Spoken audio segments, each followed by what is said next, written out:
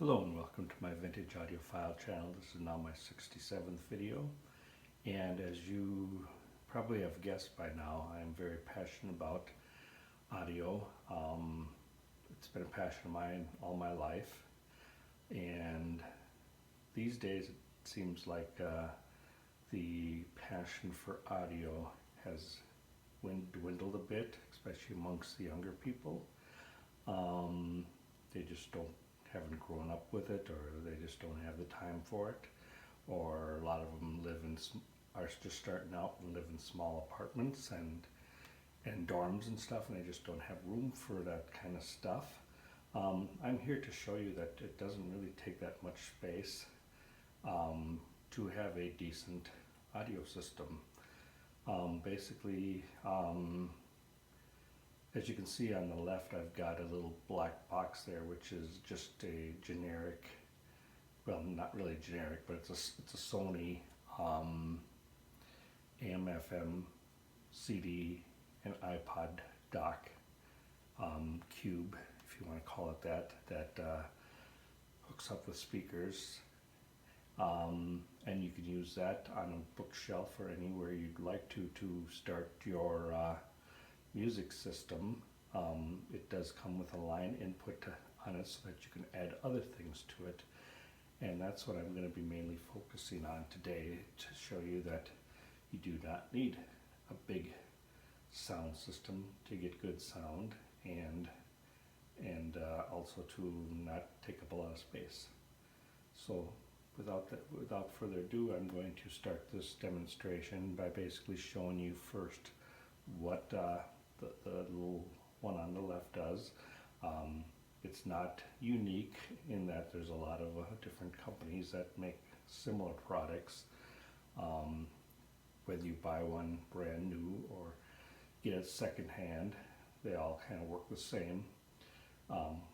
This one's kind of dated a little bit because it does have the iPod dock on top, which newer ones do not have, because iPods have kind of gone out of favor. So you're dating this one for probably about 15 years ago that this one came out. And in the back behind it, you can see I've got an FM antenna and an AM antenna hooked up, which you're going to need to be able to play the radio on it. And those are also small. A lot of people don't even listen to AM anymore, so the AM antenna is kind of optional. I just got it hooked up to show you that this does have that option on it. Beside that is the same turntable that I did my previous review, and I just hooked that up to show you that you can hook up a turntable to this also. Especially with the modern ones, the way they are, it's not that difficult. And without further ado, I'll do some of my demonstrations here, and let you see what you can achieve with just a small space. So over here we do have the Sony. All the stuff, it's pretty minimalist along here. There's not really nothing on here except for this CD drawer, a headphones for if you want to do some private listening, and a line-in jack. All the buttons to rudimentarily play this machine are on top.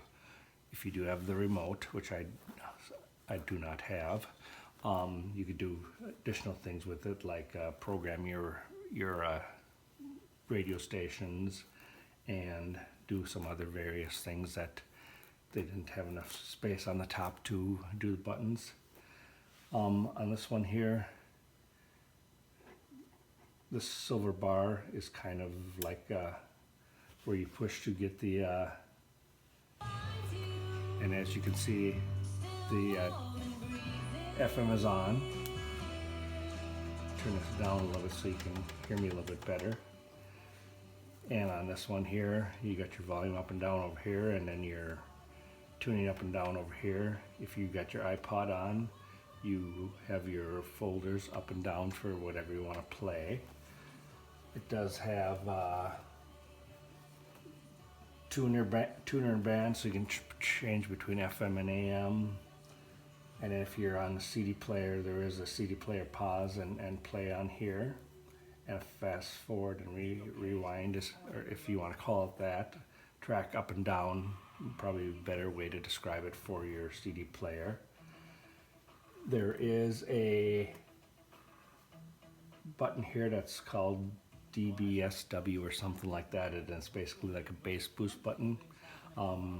Everybody calls them different. So on the thing that you would have, probably would have a different name for it. And as you can see, the CD or the AM FM works. I've got it on basically on Seek right now, so it'll tune into the next better station.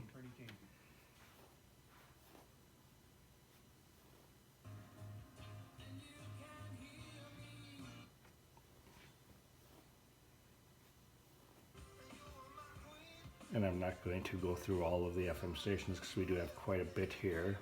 So I'm just going to turn this down a little bit here to show you that works, and it does very well with playing. Next I'm going to show you the CD function on this particular one. And there is a CD in there already. There is a function button over here so that audio in, which is this here, for whatever is playing and plugged into there. And then you also have the function button over here for iPod, CD, tuner, and then the audio in. So right now I'm going to be playing a CD just to show you the CD works on this, and it's a single CD. It's not a multiple CD. Some of them do have multiple CD players in them. And I'm going to hit the play here. Oops, hit the wrong button. Sorry about that, folks.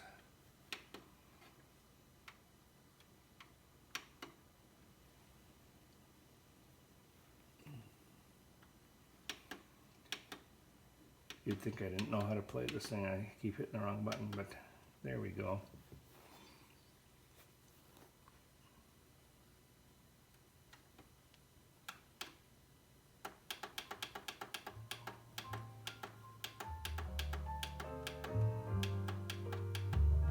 It's not the...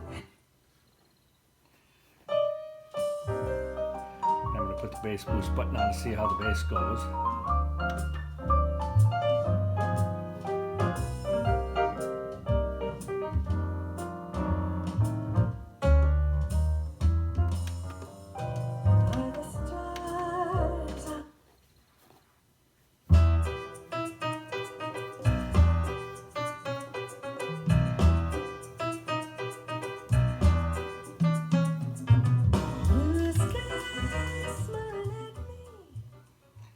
But as you can see, it does play very well, and the bass boost definitely helps.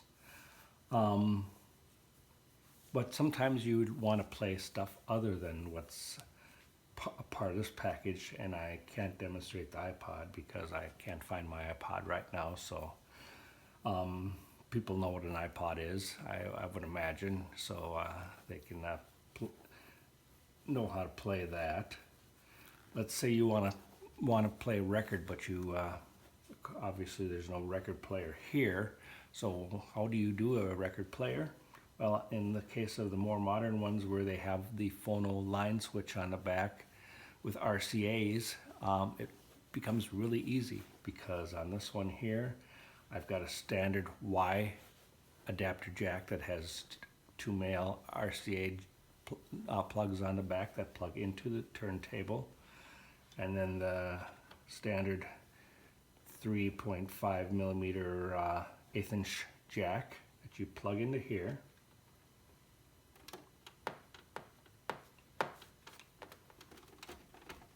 And this is where the line in that I was telling you about before comes into play. And I will turn this on. Pardon me for a second here.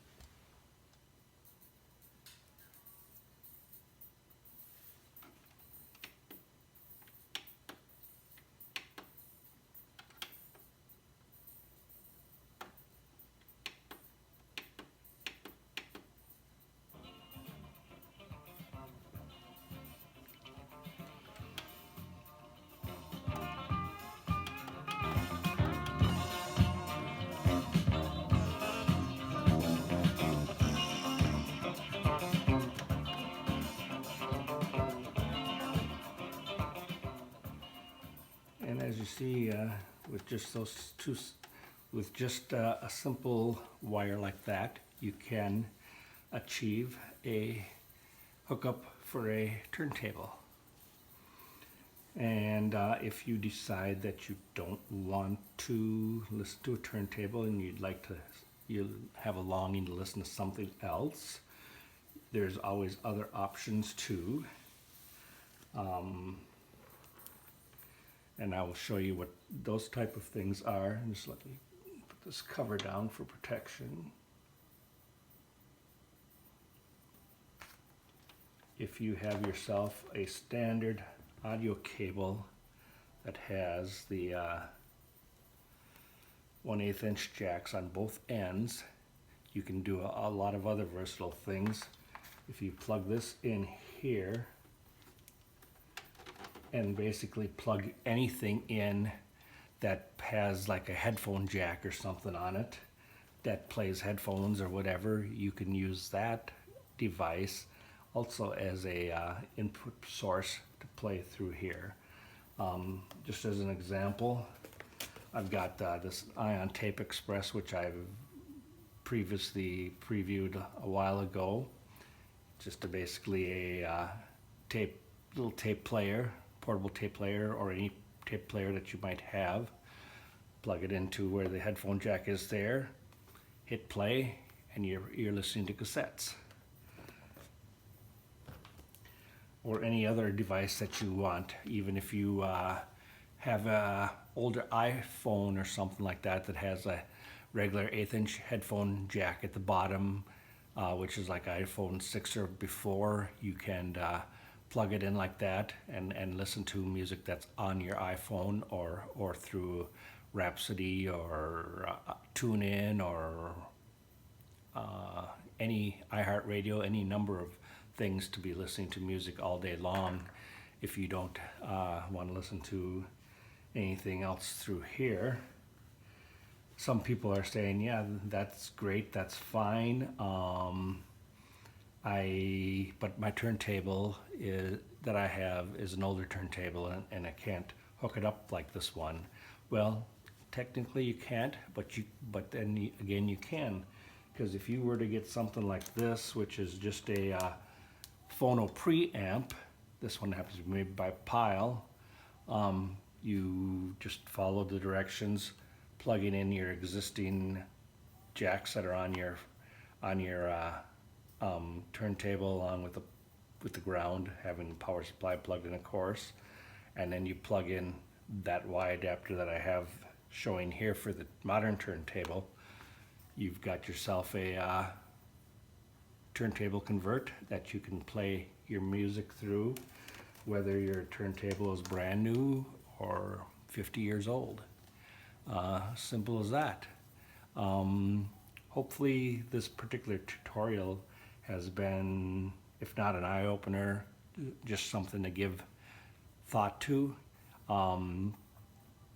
Rather than see the audio industry die a slow death because nobody wants to listen to the stuff anymore or buy the stuff anymore, hopefully this particular tutorial will spark some interest in purchasing stuff. You don't have to pay a ton of money for this type of stuff either.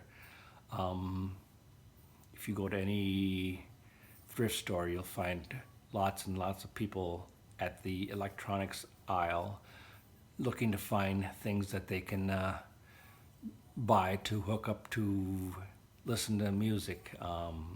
It could be anything from an iPod dock or something like this. You probably won't find this at the thrift store, at least not yet. It's a little too new, but sometimes you'll find older turntables, and that could be your first turntable to hook up to something like this and enjoy music on a budget in a small space that you can find room for. And it doesn't take much room at all. You can get any size speakers you want, but if you're in a tight space, you're going to definitely want bookshelf speakers, and there's plenty of those around. The thrift stores and stuff like that are just literally filled with speakers that you can buy and hook up to things. So hopefully this tutorial was a good one for those who are watching it, and if it was, please subscribe to my channel. Let me know that you really appreciated what I had to say today. Please leave any comments that you would like to leave, or requests for other type of videos. I'm always open to suggestions too. And until next time, please have a safe journey, and I will talk to you in my next video. Thank you. Bye-bye.